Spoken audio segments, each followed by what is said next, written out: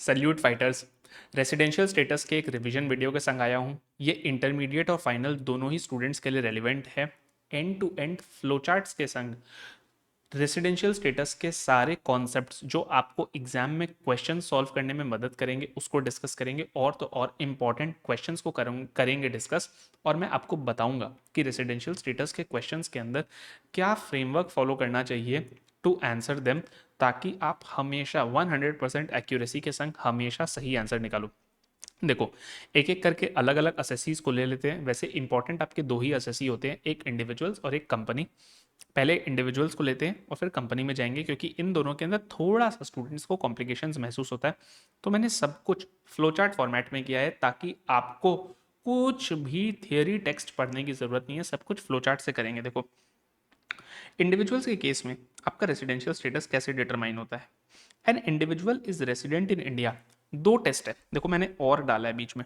यानी कि पहला टेस्ट क्या है, अगर उसने इंडिया में स्टे किया है in the previous year for at least 182 days, यानी कि 182 और मोर, या फिर अगर इस साल सिर्फ 60 डेज ही था तो फिर एंड प्लस साइन, मतलब एंड कि 60 days in this previous year and इस प्रीवियस ईयर के पीछे के 4 प्रीवियस ईयर्स के अंदर immediately 4 preceding years, not any 4 preceding years, immediately 4 preceding years के अंदर एटलीस्ट 365 डेज अगर था, तो इन दोनों ही केस के अंदर कोई भी एक केस हो गया रेसिडेंट, और अगर दोनों ही सेटिस्फाई नहीं हुए तो फिर नॉन रेसिडेंट। सिंपल।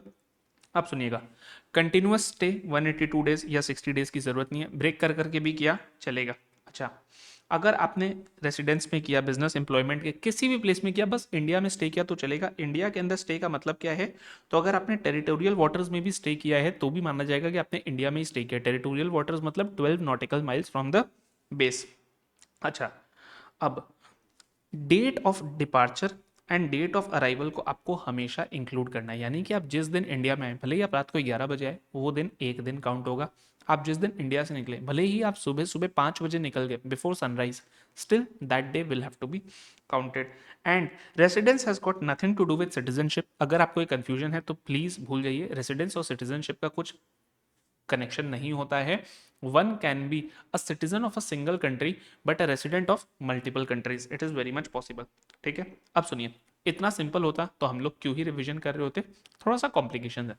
कॉम्प्लिकेशन क्या है कि दो कैटेगरीज ऐसे, कैटेगरी 1 और 2 जो मैंने बताए हैं, यहाँ पर क्या होता है, जो आपका 60 डे रूल है ना, ये अप्लाई नहीं करता। यानी कि यहाँ पर सिर्फ और सिर्फ एक ही रूल है कि आपके अगर आप एटलीस्ट 182 डेज इंडिया में स्टे कर रहे हो, you are a resident, otherwise you are a non resident. कौन से दो कैटेगरी है, पहला कैटेगरी क्या है, कोई इंडिया का सिटीजन है। याद रखना, यहाँ पर मैंने सिटीजन वर्ड बोला है। इंडियन सिटीजन जो आज इंडिया से बाहर जा रहा है इस प्रीवियस ईयर में, किस कारण से बाहर जा रहा है, दो कारण से बाहर जा रहा है। या तो he is a crew member of a ship, तो वो शिप अब बाहर जा रही है तो ये भी बाहर जा रहा है, या फिर उसे एम्प्लॉयमेंट लग गई है इंडिया के बाहर, and employment includes self employment as well. तो प्लीज ये याद रखना, नोट नंबर 3 में मैंने दे दिया, employment includes self employment as well. अच्छा, या तो कैटेगरी 1 आपका ये है कि इंडियन सिटीजन इंडिया से बाहर जा रहा है as a member of a foreign bound ship का क्रू, या फिर for employment outside India. Category 2 क्या है, कोई इंडियन सिटीजन है या पर्सन ऑफ इंडियन ओरिजिन है जो कि इंडिया में विजिट करने आया है, उसके केस में आपका 60 डे रूल नहीं लगेगा, 182 डेज ही आपको देखना है। लेकिन इन कैटेगरी 2 के लिए एक एक्सेप्शन है। अगर ये लोग हाई इनकम इंडिविजुअल्स हैं तो हम 182 नहीं, उससे कम पर ही इनको रेसिडेंट बना देंगे, ताकि हम लोगों को टैक्सिंग राइट मिल सके। हम लोग कौन, सीबीडीटी, जो कि टैक्स का राइट्स रखती है। सीबीडीटी ने बोला कि अगर ऐसे लोग, सिर्फ कैटेगरी 2, यहां पर कैटेगरी 1 की बात नहीं हो रही है, सिर्फ और सिर्फ देखो कैटेगरी 2 ओनली, इनकी अगर total income other than foreign sources, basically Indian income अगर इनकी 15 लाख को एक्सीड कर जाती है, तो उस केस में पता है क्या होगा, 60 डे रूल तो अप्लाई नहीं हो रहा है इनके लिए, नहीं है। 182 को भी हमने नीचे कर दिया, हमने बोला कि आप 182 तो अगर मीट हो गया तो डेफिनेटली हुई, लेकिन 120 प्लस 365, यानी कि हमने 60 डे रूल को हटा करके बोला 120 प्लस 365 कर लो, कि इस साल के अंदर 120 और प्रीसीडिंग 4 ईयर्स के अंदर 365। तो देखो, अभी तक मैंने क्या बोला, जनरल रूल क्या है, 182 और मोर इन करंट ईयर आप रेसिडेंट हो, चाहे आप कोई भी हो। अगर वो नहीं है तो 60 प्लस पिछले 4 साल के अंदर 365, तो भी आप प्रेसिडेंट हो। दो कैटेगरीज ऐसे जहाँ पे 60 डे रूल नहीं देखते हैं, सीधा 182 डे रूल देखते हैं। कौन सा? इंडियन सिटीजन जिसकी बाहर जॉब लग गई या सेल्फ एम्प्लॉयमेंट के लिए जा रहा है, या फिर किसी फॉरेन शिप के अंदर क्रू मेंबर है, हटा दो उनको, उनके केस में सिर्फ 182 डेज देखना है। दूसरा क्या? कोई इंडियन सिटीजन या person of Indian origin. Person of Indian origin का मतलब क्या होता है? जो खुद या उसके पेरेंट्स या उसके ग्रैंड पेरेंट्स अनडिवाइडेड इंडिया में बॉर्न हुए थे। ऐसा पर्सन अगर इंडिया विजिट करने आता है तो हम 60 डे रूल नहीं देखेंगे। हम क्या देखेंगे? हम देखेंगे कि क्या वो 182 डेज था तो रेजिडेंट, नहीं था तो नहीं। लेकिन अगर वो हाई इनकम इंडिविजुअल है, यानी कि उसकी इंडियन सोर्स से जो इनकम है वो 15 लाख एक्सीड कर जाती है, तो उस केस में हम पता है क्या देखेंगे? हम देखेंगे कि 60 नहीं बल्कि 120 प्लस 365 हो रहा है कि नहीं हो रहा है, यानी कि बीच का, ना 60 ना 182, बीच का 120 प्लस प्रीसीडिंग 4 ईयर्स में 365 अगर है तो रेसिडेंट है। अच्छा सुनना, ये जो लोग हैं, जो लोग फॉरेन शिप के क्रू मेंबर बन करके जाते हैं, इनका क्या होता है? शिप के अंदर एक कंटिन्यूअस डिस्चार्ज सर्टिफिकेट होता है, यानी कि आप इनके डेज को काउंट कैसे करोगे? जनरल रूल क्या है? कोई इंडिया में आता है, डेट ऑफ अराइवल, इंडिया से जाता है, डेट ऑफ डिपार्चर, दोनों को इंक्लूड करते हैं। लेकिन इनके केस में बिल्कुल उल्टा है।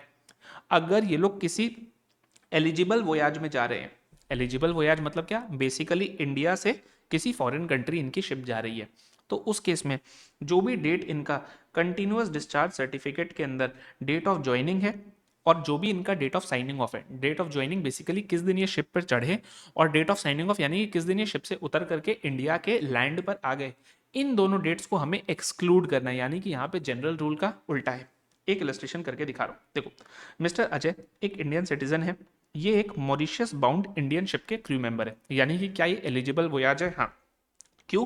क्योंकि ये शिप इंडिया मुंबई पोर्ट से निकलेगी और मॉरिशस जाएगी, यानी कि इंटरनेशनल टूर करेगी। ठीक है, ये शिप जो है 16 जुलाई को छूटने वाली है। अच्छा, अब जो है हमें पूछा जा रहा है रेसिडेंशियल स्टेटस मिस्टर अजय की बतानी है इस प्रीवियस ईयर के लिए, अज्यूमिंग कि लास्ट 4 प्रीसीडिंग ईयर्स के अंदर वो 415 डेज थे इंडिया में, और लास्ट 7 प्रीवियस ईयर्स के अंदर वो 745 डेज थे। अच्छा देखो, इनकी सीडीसी के अंदर डेट ऑफ ज्वाइनिंग क्या है? 16 जुलाई।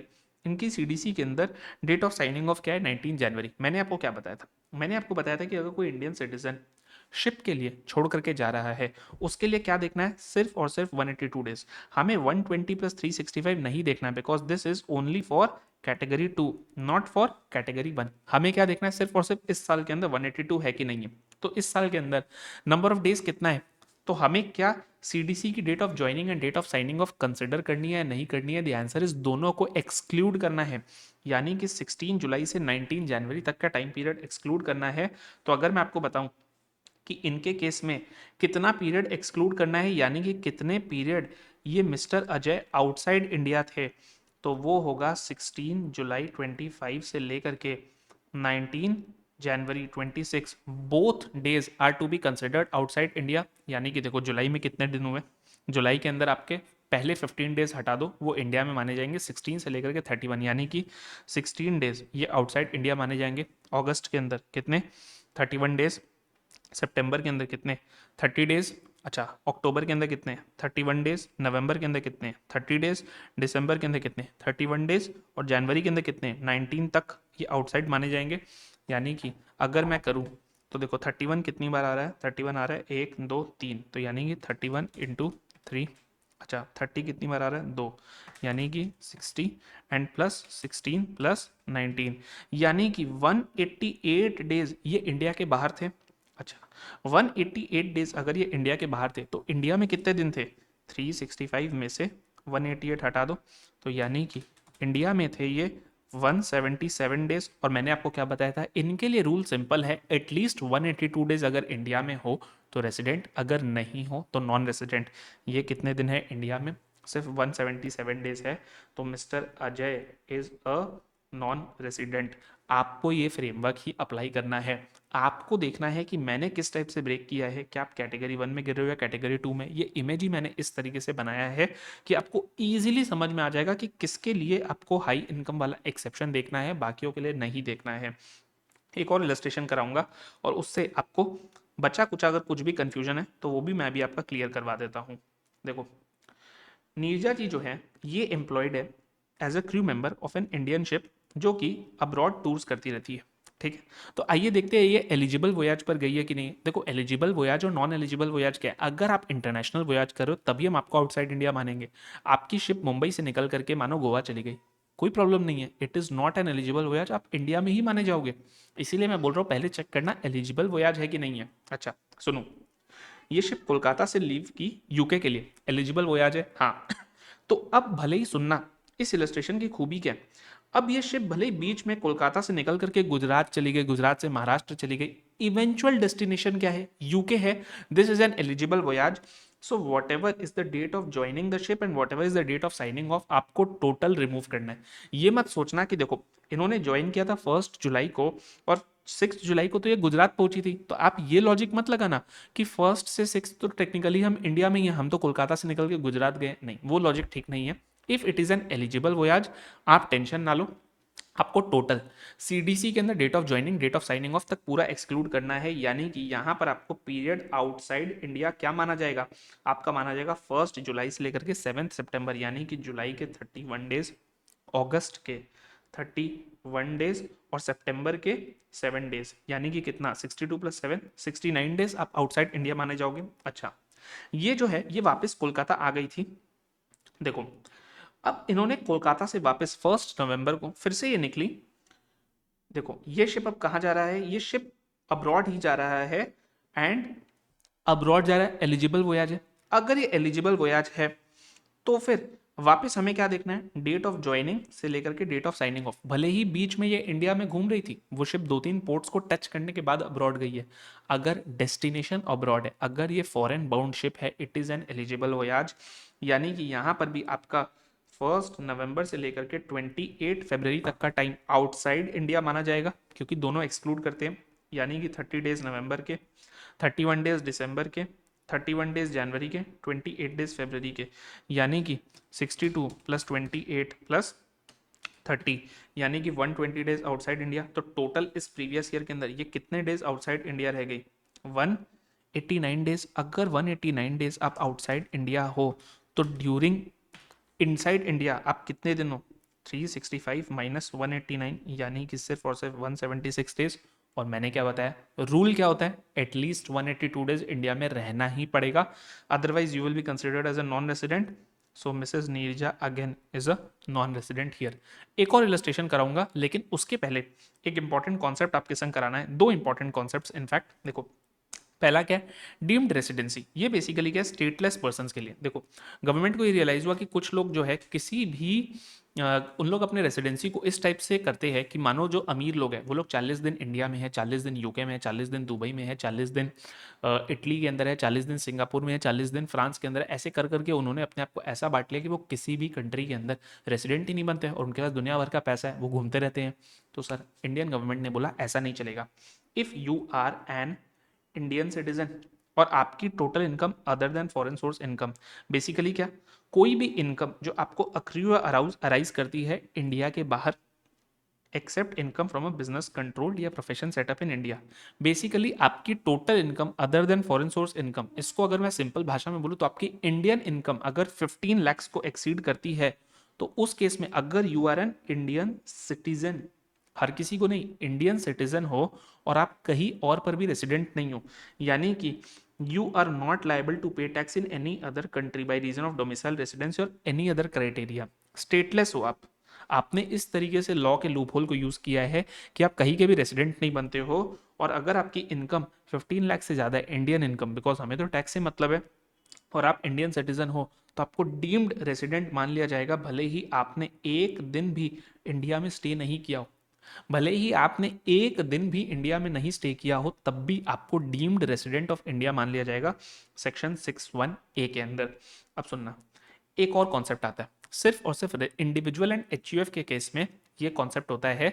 बाकी सबके केस में रेसिडेंसी के दो ही कैटेगरी होते हैं, रेसिडेंट नॉन रेसिडेंट, लेकिन इंडिविजुअल एचयूएफ के केस में 3 कैटेगरीज होते हैं, रेसिडेंट एंड ऑर्डिनरी रेसिडेंट, लेकिन resident but not ordinary resident. ये जब मैं आपको स्कोप ऑफ इनकम बताऊंगा, मैं एक रिवीजन वीडियो और डालूंगा नॉन रेसिडेंट टैक्सेशन का, वहां पर हम लोग डिस्कस करेंगे। सेक्शन 5 के अंदर स्कोप ऑफ इनकम आता है, वहां पर रेलिवेंट बनता है।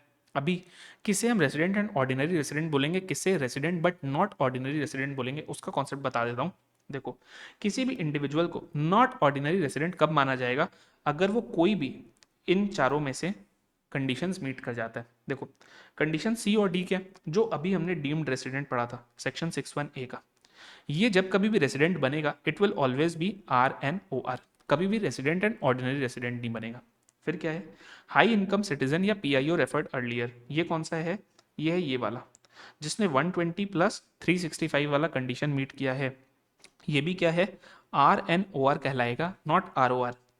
उसके अलावा दो है, मानो कोई इस साल रेसिडेंट तो है बिकॉज उसने 182 वाला कंडीशन मीट किया या 60 प्लस 365 वाला कंडीशन मीट किया, लेकिन लास्ट 10 प्रीवियस ईयर्स में 9 प्रीवियस ईयर्स एटलीस्ट वो नॉन रेसिडेंट था, यानी कि नया नया रेसिडेंट बना है, तो उसको हम क्या बोलेंगे कि आप हो resident but not ordinary resident.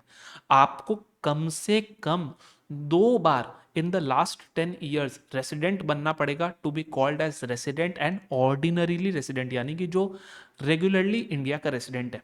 अगर पिछले 10 सालों में से कम 9 बार आप नॉन रेसिडेंट थे, तब मतलब आप फ्रीक्वेंटली इंडिया के रेसिडेंट नहीं हो, तो आप रेसिडेंट तो हो लेकिन नॉट ऑर्डिनरीली रेसिडेंट हो। और दूसरा क्या, कि लास्ट 7 प्रीवियस ईयर्स के अंदर आप cumulatively less than 730 days India में थे, तो फिर आपको क्या माना जाएगा? Not ordinary resident. इन दोनों में से कोई भी एक कंडीशन मीट हो गई, दोनों मीट होने की जरूरत नहीं है, कोई भी एक कंडीशन मीट हो गई तो आपको नॉट ऑर्डिनरी रेसिडेंट माना जाएगा।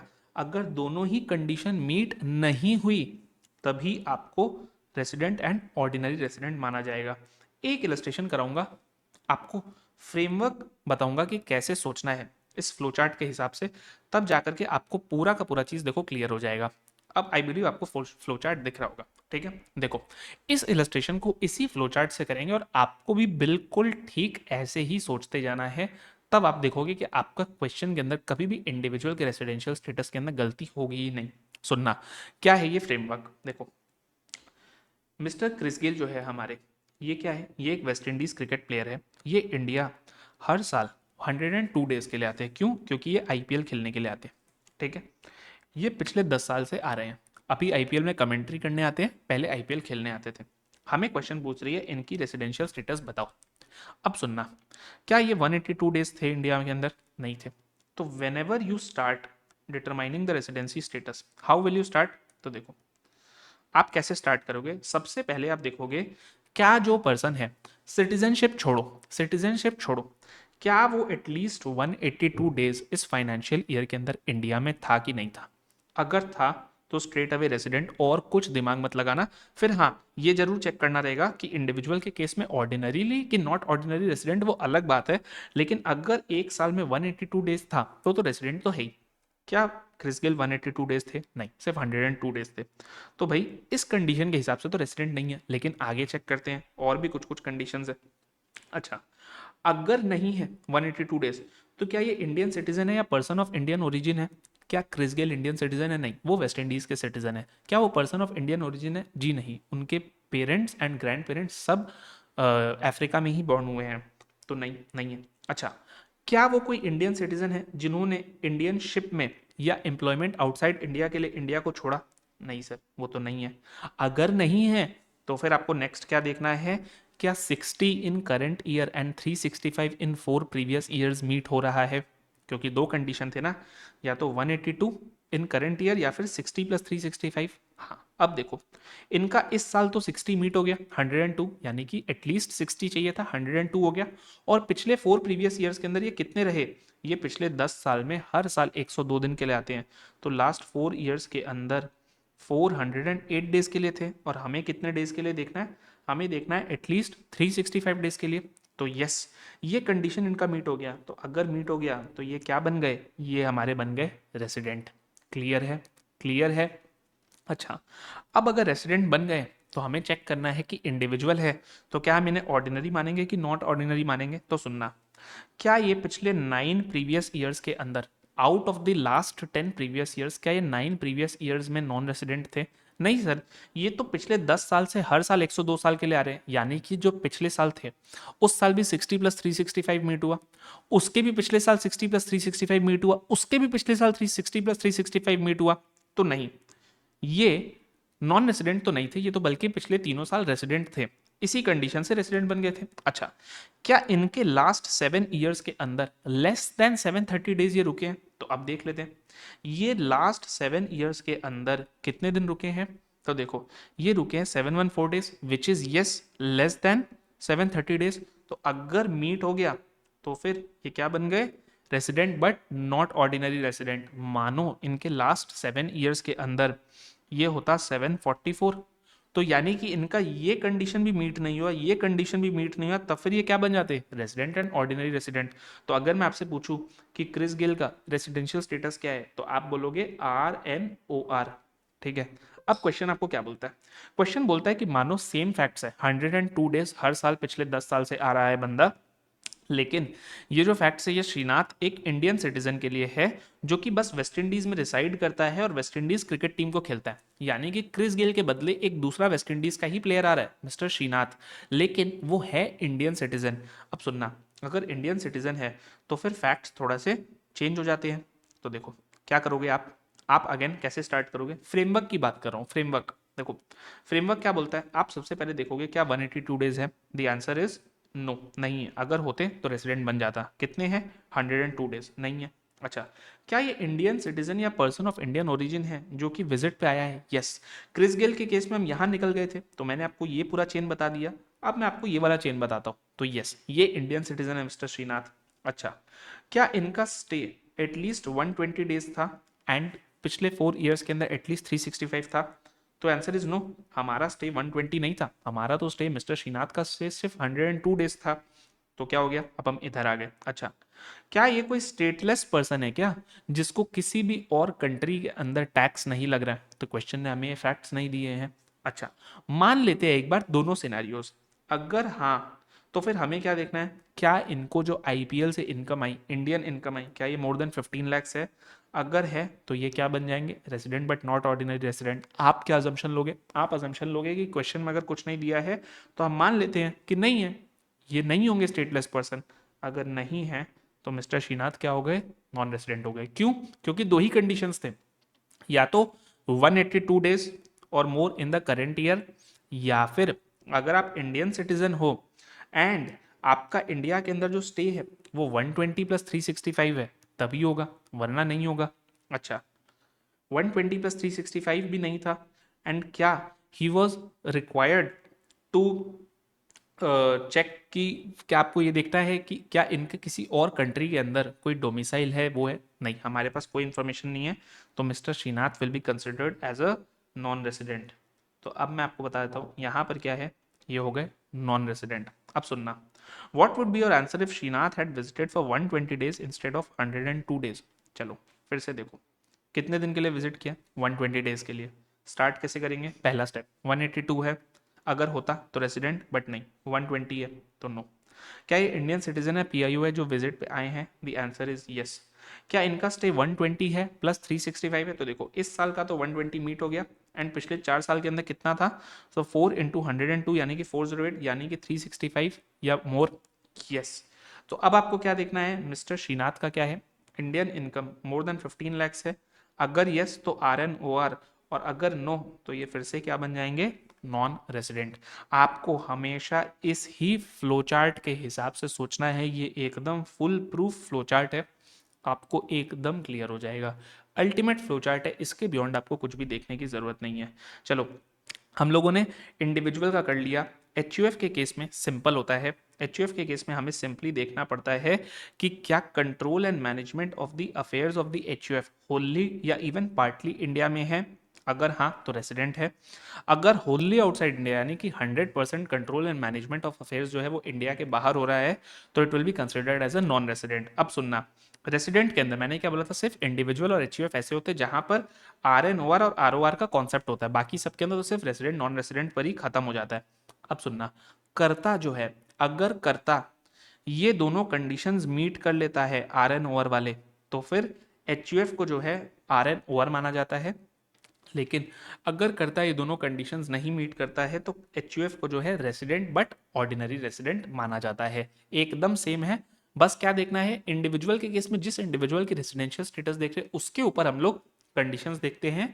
एचयूएफ के केस में एचयूएफ तो वो कंडीशंस मीट नहीं कर सकता है, हम एचयूएफ के कर्ता के लिए देखते हैं कि क्या वो additional conditions resident and ordinary resident बनने का मीट कर रहा है या नहीं कर रहा है। ठीक है, सुनना कुछ कुछ बातें। कंट्रोल एंड मैनेजमेंट का मतलब क्या होता है? Central control and management, day to day business की बात नहीं हो रही है। नेक्स्ट, कंट्रोल का मतलब होता है de facto control, not just having the right to control. Right to control मतलब किसी के पास राइट है लेकिन वो उस राइट को एक्सरसाइज नहीं कर रहा है, एक्सरसाइज तो कोई और कर रहा है। तो जो एक्सरसाइज कर रहा है उसका राइट देखना है कि एक्चुअली में कहाँ कंट्रोल हो रहा है। And you will always have to consider where the head and brain of the adventure is. Merely because a family has a house in India where some of the members reside in the previous year does not constitute that that place is the seat of the control and management unless important decisions are taken at that place. Simple. आगे, firm, AOP, BOI, local authority, AJP एकदम same concept है। क्या control and management Holi या partly India में है तो resident हो, क्या it is wholly outside India non resident हो। अब आइएगा कंपनी के ऊपर, very very important and very very simple as well. सही तरीके से पढ़ोगे तो, मैंने जैसे फ्लो चार्ट्स बनाए हैं एकदम वैसे ही बता रहा हूँ, 2 इलस्ट्रेशंस कराऊंगा एंड अच्छे इलस्ट्रेशंस कराऊंगा, आपको 100% कॉन्सेप्ट क्लियर हो जाएगा। सुनना, रेजिडेंशियल स्टेटस ऑफ कंपनी क्या बोलता है। देखो, क्या वो फॉरेन कंपनी है या इंडियन कंपनी है। इंडियन कंपनी कौन सी होती है? कोई कंपनी जो कंपनीज एक्ट, इंडिया की कंपनीज एक्ट के अंदर रजिस्टर्ड है। इंडियन कंपनी तो ऑलवेज रेसिडेंट होती है, Indian company can never be non resident.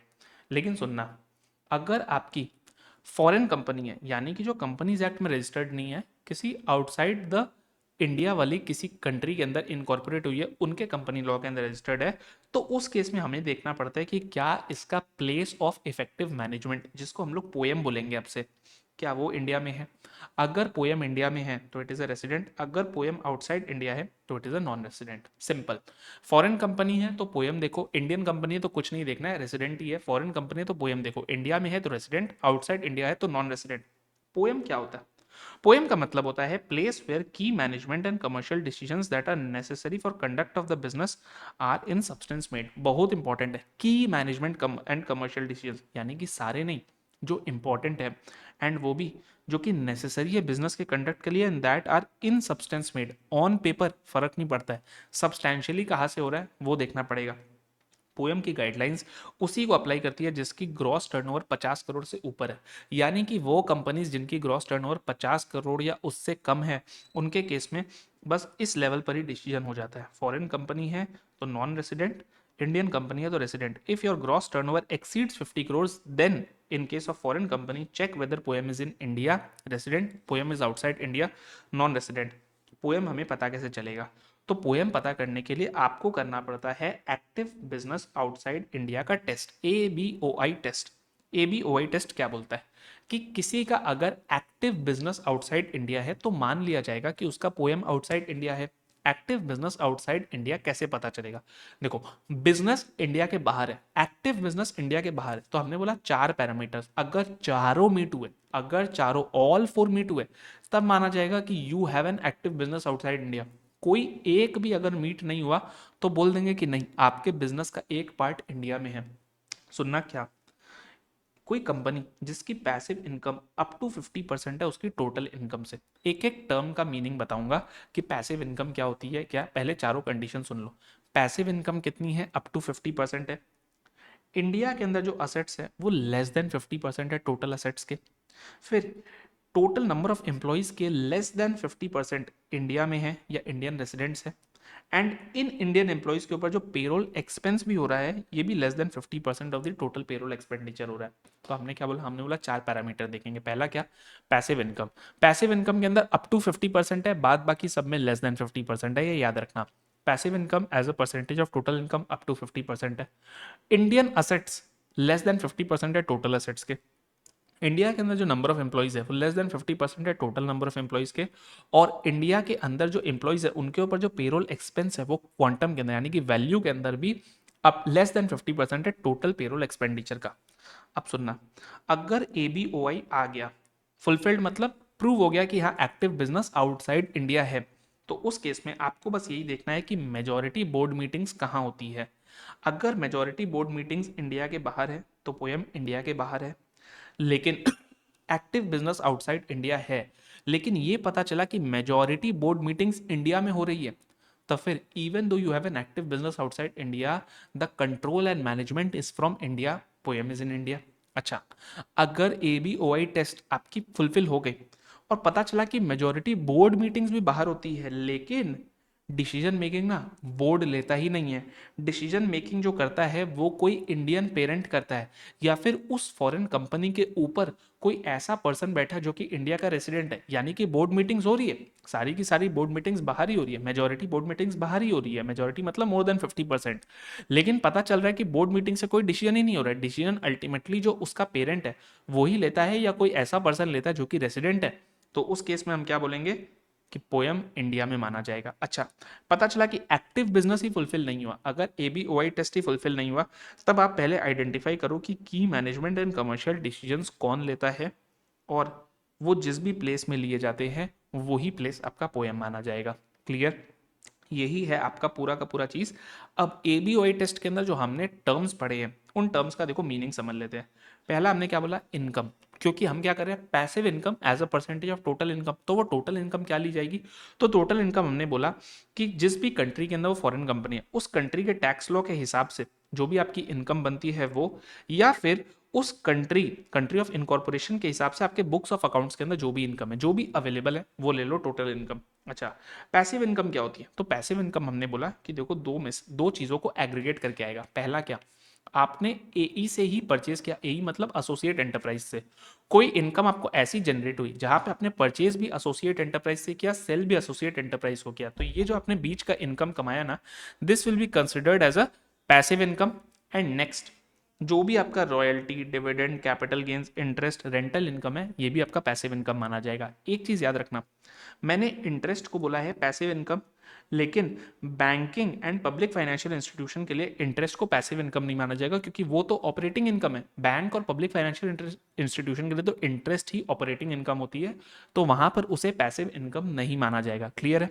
तो पैसिव इनकम क्या हुई, दो इनकम का एग्रीगेट, पहला क्या, परचेज एंड सेल दोनों एसोसिएट एंटरप्राइज से हो रहा है, दूसरा क्या, royalty, dividend, capital gain, interest या रेंटल इनकम, ये। लेकिन बैंक और पब्लिक फाइनेंशियल इंस्टीट्यूशन के केस में इंटरेस्ट को पैसिव इनकम नहीं माना जाता है। अच्छा, हमने बोला था कि assets, Indian assets less than 50% अगर है टोटल असेट्स के, तो भी ABOI टेस्ट का एक कंडीशन था। तो असेट्स क्या लोगे, तो देखो जहां पर आपका ब्लॉक ऑफ असेट मेथड नहीं होता है, इंडिविजुअली डेप्रिशिएट होता है, वहां पर एवरेज लोगे ओपनिंग और क्लोजिंग का as per the tax law of that country. जहां पर आपका ब्लॉक ऑफ असेट का कॉन्सेप्ट होता है, वहां पर उस कंट्री के टैक्स लॉ के हिसाब से एवरेज लेना है ब्लॉक का, ओपनिंग एंड क्लोजिंग का एवरेज, और कोई अगर अदर एसेट है तो उसका सिंपली बुक्स ऑफ अकाउंट्स के हिसाब से जो क्लोजिंग वैल्यू है वो ले लेना है। यानी कि इंडिविजुअली डेप्रिशिएट करते हो तो भी टैक्स लॉ के हिसाब से ओपनिंग क्लोजिंग का एवरेज लेना, ब्लॉक के हिसाब से डेप्रिशिएट करते हो तो टैक्स लॉ के हिसाब से ब्लॉक का ओपनिंग क्लोजिंग का एवरेज लेना, अदर एसेट के केस में closing value as per books of accounts. Number of employees क्या है, यहां पर भी एवरेज है, एवरेज क्या, ओपनिंग एंड क्लोजिंग का एवरेज, और तो और जो एम्प्लॉइज को आपने डायरेक्टली एम्प्लॉय नहीं किया यानी कि कॉन्ट्रैक्चुअल एम्प्लॉइज, वो भी आपके कंसिडर क्या होंगे, नंबर ऑफ एम्प्लॉइज के अंदर होंगे। और पेरोल एक्सपेंडिचर क्या बोलता है, जो भी आपने एमोल्यूमेंट्स दिए, सैलरी, वेज, बोनस, बाकी जितने भी कॉम्पेंसेशन दिए हैं जो आपने बियर किया एज एन एम्प्लॉयर, वो सारे के सारे आपके पेरोल एक्सपेंडिचर में जाएंगे। ABOI टेस्ट करने के लिए आपको जिस प्रीवियस ईयर के लिए रेसिडेंसी देखना है, उस previous year plus 2 previous years का एवरेज डेटा लेना पड़ता है, ताकि आपको आउटलायर्स का इम्पैक्ट कम हो सके। अब सुनना, दो इलस्ट्रेशंस कराऊंगा और सारे के सारे सिनारियोज आपको यहाँ पे डिस्कस करा दूंगा। देखो, एक कंपनी है, ए कंपनी, जो कि एक इंडियन कंपनी की सब्सिडियरी है, बी कंपनी की सब्सिडियरी है बेसिकली। ये देखो, सॉरी, ये है आपकी बी कंपनी, ये कहाँ पर है, इंडिया की कंपनी है। इसके नीचे एक कंपनी है, ए कंपनी। अब सुनना, ए कंपनी किधर है, कंट्री एक्स में है, इसके सारे असेट्स और सारे एम्प्लॉइज कंट्री एक्स में है, और इसकी इनकम कैसे है, तो 30% इनकम ऐसी है जो इसने नॉन AE से परचेस करके AE को सेल की, 30% इनकम ऐसी है जो इसने AE से परचेस करके AE को सेल की, 30% ऐसी है जो AE से परचेस करके नॉन AE को सेल की, और 10% ऐसी है जो इंटरेस्ट की इनकम है। तो देखो, पहला कंडीशन क्या बोलता है, पहला कंडीशन बोलता है पैसिव इनकम अप टू 50% होना चाहिए टोटल इनकम का। ये कंडीशंस मीट हो जाएंगे तो active business outside India prove हो जाएगा। तो पहले ABOI देखना है। अच्छा, कंडीशन नंबर 1 क्या, पैसिव इनकम कितनी है, तो देखो पैसिव इनकम बोलती है AE टू AE हमारा पैसिव इनकम होता है, यानी कि हमारा 30% और इंटरेस्ट 10%। क्योंकि देखो बी कंपनी जो है ए कंपनी जो है इसके बारे में कुछ बताया नहीं है कि ये बैंक है, पब्लिक फाइनेंशियल इंस्टीट्यूशन, तो हम इंटरेस्ट को हमेशा पैसिव ही मानेंगे। ठीक है, तो हमारी पैसिव इनकम कितनी आ गई, 40% आ गई। तो कंडीशन 1 मीट हो गई, यस मीट हो गई, क्योंकि अप टू 50% होनी चाहिए। कंडीशन नंबर 2, इंडिया के अंदर जो असेट्स है वो लेस देन 50% होनी चाहिए टोटल असेट्स के। तो इसके तो सारे असेट्स कंट्री एक्स में है, तो कंडीशन नंबर 2 भी हमारा मीट हो गया। कंडीशन नंबर 3 क्या बोलता है, कंडीशन नंबर 3 बोलता है कि इंडिया के अंदर जितने एम्प्लॉइज है, नंबर ऑफ एम्प्लॉइज, वो लेस देन 50% होने चाहिए टोटल। तो इसके तो सारे एम्प्लॉइज ही कंट्री एक्स में, ये मीट हो गए। और अगर सारे एम्प्लॉइज कंट्री एक्स में है तो उनका पेरोल एक्सपेंस और इंडिया के एम्प्लॉय का पेरोल एक्सपेंस क्या होगा, जीरो होगा। तो वो कंडीशन भी मीट हो गया। तो अगर चारों कंडीशन मीट हो गई तो कंपनी क्या है, एक्टिव बिजनेस आउटसाइड इंडिया में एंगेज्ड है। आपको इस तरीके से काउंट करना है। अब सुनना, फैक्ट सेम है एग्जाम्पल 1 के, लेकिन अब की बार ए कंपनी के पास टोटल 50 एम्प्लॉइज है, जिसमें से सिर्फ 47 ही कंट्री एक्स में है, और सिर्फ 3 जो है एमडी, सीईओ, सेल्स हेड जो है वो इंडिया के अंदर है। और सुनना, इनकी पेरोल कॉस्ट कितनी है, 3 करोड़ है आउट ऑफ 5 करोड़ का टोटल। तो आप सुनना, पहला कंडीशन क्या है, 40% पैसिव इनकम, वो मीट हो गई। दूसरा कंडीशन क्या है, इंडिया के अंदर असेट्स लेस देन 50% होना चाहिए, वो मीट हो गया, क्योंकि 0% सारे असेट्स आउटसाइड इंडिया है। तीसरा कंडीशन क्या है, number of employees less than 50% होना चाहिए जो इंडिया के अंदर है। तो हाँ, 3 out of 50 is less than 50%। But fourth condition क्या है कि payroll expenditure on the Indian employees has to be less than 50% of total payroll expenditure. अब 3 करोड़ आउट ऑफ 5 करोड़ कितना होता है, इट इज 60%। तो चौथा कंडीशन मीट नहीं हुआ, और एक्टिव बिजनेस आउटसाइड इंडिया होने के लिए all 4 conditions have to be met, यानी कि एक्टिव बिजनेस आउटसाइड इंडिया नहीं है, कंपनी फेल कर गई, तो it is not engaged in the active business outside India. तीसरा फैक्ट सेम एज एग्जाम्पल 1, लेकिन जितने भी डायरेक्टर्स है वो सारे के सारे इंडियन रेसिडेंट्स हैं। 5 बोर्ड मीटिंग हुई, जिसमें से 2 इंडिया में हुई, 3 आउटसाइड इंडिया में हुई। डायरेक्टर्स की रेसिडेंसी से कोई फर्क नहीं पड़ता है, प्लीज समझ लीजिएगा। आपको क्या देखना है, ABOI टेस्ट अगर सेटिस्फाई हो गई तो नेक्स्ट स्टेप हम क्या देखते हैं, क्या मेजोरिटी बोर्ड मीटिंग्स इंडिया में हुई या इंडिया के बाहर हुई। अगर बाहर हुई तो आपका प्लेस ऑफ इफेक्टिव मैनेजमेंट बाहर माना जाएगा, अगर इंडिया में हुई तो आपका place of effective management India में माना जाएगा। सुनना, इनकी मेजोरिटी बोर्ड मीटिंग्स कहाँ हुई, तो इनकी टोटल 5 बोर्ड मीटिंग्स हुई, जिसमें से इंडिया के बाहर कितनी हुई, 3। तो क्या मोर देन 50% इंडिया के बाहर हुई, यस। तो पोएम क्या मान लिया जाएगा, बाहर। क्यों, क्योंकि even though ABOI test satisfy हो गया, इवन दो क्या ABOI टेस्ट सेटिस्फाई हो गया, तो वैसे ही समझ में आ रहा है कि एक्टिव बिजनेस आउटसाइड इंडिया है। और तो और बोर्ड ऑफ डायरेक्टर्स की मीटिंग भी मेजोरिटी बाहर हो रही है, तो this is a non resident company. अच्छा, एग्जाम्पल 3 के फैक्ट्स है। एग्जाम्पल 3 के फैक्ट्स कौन से, ये रहा बोर्ड मीटिंग के। लेकिन एओ को पता चलता है कि 99% ऑफ द कॉन्ट्रैक्ट्स जो है ना वो ए कंपनी ही रेकमेंड करती है। ए कंपनी कौन है, तो ए कंपनी जो है, सॉरी जो पेरेंट है वो रेकमेंड करती है, इंडियन पेरेंट एक्चुअल डिसीजन बनाती है। मतलब क्या, इवन दो बोर्ड मीटिंग्स बाहर हो रही है, 5 में से 3 बोर्ड मीटिंग्स इंडिया के बाहर हो रही है, लेकिन पता ये चल रहा है कि उस बोर्ड मीटिंग में कुछ डिस्कशन नहीं होता है। डिसीजन मेकिंग जो है वो कौन कर रहा है, पेरेंट कर रहा है। और पेरेंट कौन है, इंडियन कंपनी है। इंडियन कंपनी में तो पोएम देखना भी नहीं होता, Indian company is always resident. यानी कि बोर्ड मीटिंग्स बस दिखाने के लिए बाहर हो रही है, डिसीजन मेकिंग तो इंडियन पेरेंट ले रहा है। तो क्या होगा, आपका पोएम इंडिया में मान लिया जाएगा। क्यों, क्योंकि इफेक्टिव डिसीजन मेकिंग पावर जो है it is usurped by the parent entity in India. And 5 क्या है, अब देखो, जो इंडियन ग्रुप है उसकी एक होल्डिंग कंपनी है एको के अंदर, कंट्री एक्स के अंदर, जिसकी पोएम इंडिया में, ये एक सेपरेट एग्जांपल है, ठीक है, इसका ऊपर वाले से कोई रिश्ता नहीं है। एक इंडियन ग्रुप है जिसकी एक इंटरमीडिएरी होल्डिंग कंपनी है ए कंपनी कंट्री एक्स में, जिसका पोएम इंडिया में। ये प्रूव हो गया कि इवन दो वो कंट्री एक्स में लेकिन उसका पोएम इंडिया में। अब इसकी सब्सिडरीज है बी, सी और डी, जो कि अलग अलग कंट्रीज के अंदर है, और ये सारे के सारे ABOI टेस्ट भी मीट करते हैं और इनकी बोर्ड मीटिंग्स भी बाहर हो रही है। बताना सिर्फ आपको इतना है कि ऐसा मत समझ लेना कि जस्ट बिकॉज मेरे पेरेंट की पोएम इंडिया में है तो उसके नीचे जितने सब्सिडरीज है सबकी पोएम इंडिया में डिफॉल्ट मान ली जाएगी, नहीं। आपको हर एंटिटी का पोएम अलग से सेपरेटली टेस्ट करना है। और बिकॉज बी, सी और डी जो सब्सिडियरीज है उनकी ABOI टेस्ट भी फुलफिल हो गई, यानी कि उनका एक्टिव बिजनेस आउटसाइड इंडिया है, और तो और उनकी मेजॉरिटी बोर्ड मीटिंग्स भी आउटसाइड इंडिया ही हो रही है, तो उस केस में उनका पोएम आउटसाइड इंडिया माना जाएगा। एक और इलस्ट्रेशन आपको जस्ट कराऊंगा ताकि आपको एक और फ्लेवर पता चल जाए कंपनी का, and after this there will be nothing left for you to think और वरी, पूरा का पूरा फ्रेमवर्क आपके सामने क्लियर रहेगा। सुनना, ABC INC एक स्वीडिश कंपनी है जो कि स्वीडन में ही हेडक्वार्टर्ड है। उसका कोई परमानेंट एस्टेब्लिशमेंट इंडिया में नहीं है। उसने अभी अभी एक लाइजन ऑफिस मुंबई में खोला है। अच्छा, ये ऑफिस क्या करती है, day to day business operations India की देखती है, अवेयरनेस स्प्रेड करती है कंपनी के प्रोडक्ट्स के बारे में, और इंडिया के अंदर अपॉर्चुनिटीज एक्सप्लोर कर रही है। ये लाइजन ऑफिस जो है ये डिसीजंस लेती है रिलेटिंग टू डे ऑपरेशंस, जो कि प्रिपरेटरी एंड ऑक्सिलरी नेचर में है, लेकिन जो significant management and commercial decisions है ना, वो बोर्ड जो है स्वीडन में ही डिसाइड करता है। हमें इनकी रेसिडेंशियल स्टेटस डिसाइड करनी है। नंबर वन, क्या ये इंडियन कंपनी है? अगर इंडियन कंपनी होती तो रेसिडेंट हो जाती, मगर नहीं, ये तो इंडियन कंपनी नहीं है, ये तो है हमारी फॉरेन कंपनी। क्यों? क्योंकि ये स्वीडन में इनकॉर्पोरेटेड है, स्वीडन के कंपनी लॉ के हिसाब से इनकॉर्पोरेटेड है। तो हमें क्या देखना पड़ेगा, ABOI टेस्ट क्या फुलफिल हो रहा है, या फिर ABOI टेस्ट फुलफिल नहीं हो रहा है। तो सुनना, इंडिया के अंदर जो इनके डिसीजन मेकिंग हो रही है, ये तो डे टू डे ऑपरेशंस वाले हो रहे हैं, ठीक है। कोई भी इनका, देखो ABOI टेस्ट के लिए क्या है, ABOI टेस्ट के लिए 4 कंडीशंस है, उसका डेटा तो हमें नहीं दिया है। तो हम अज्यूम क्या करेंगे, हम अज्यूम यही करेंगे कि यार एक छोटा सा लाइजन ऑफिस इंडिया में बनाया है, तो असेट्स क्या होंगे, लेस देन 50% ही होंगे। इतनी बड़ी ग्रुप है तो उसके number of employees less than 50% he India में होंगे, उनके ऊपर खर्चा भी लेस देन 50% ही होगा। तो ABOI टेस्ट तो फुलफिल हो गया, कोई प्रॉब्लम नहीं है। लेकिन अब हमें देखना है कि क्या इंडिया के अंदर मेजर डिसीजन मेकिंग हो रहा है या नहीं हो रहा है।